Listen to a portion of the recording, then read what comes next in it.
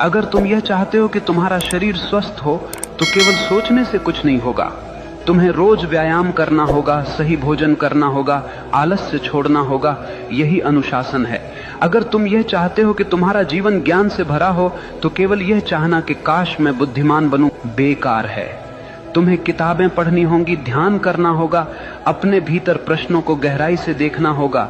यही अनुशासन है। याद रखना, चाहत बीज है और अनुशासन उसका पानी। बीज कितना भी महान क्यों न हो, अगर उसे पानी न मिले तो वह सूख जाएगा।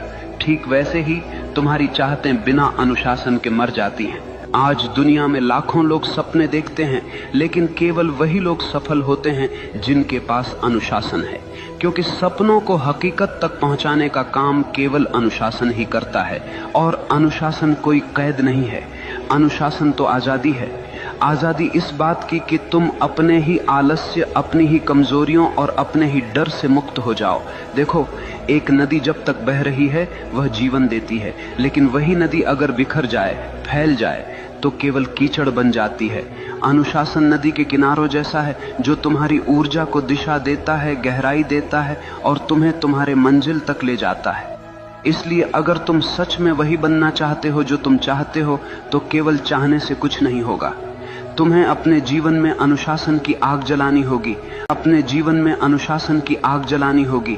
हर दिन, हर क्षण अपने लक्ष्य के लिए समर्पित होना होगा। और जब चाहत और अनुशासन मिलते हैं तो चमत्कार होता है। तब मनुष्य वही बनता है जो वह चाहता है। मनुष्य वही बनता है जो वह गहराई से चाहता है। लेकिन याद रखना, यह जीवन कोई खेल नहीं है, यह तुम्हारी चेतना की यात्रा है।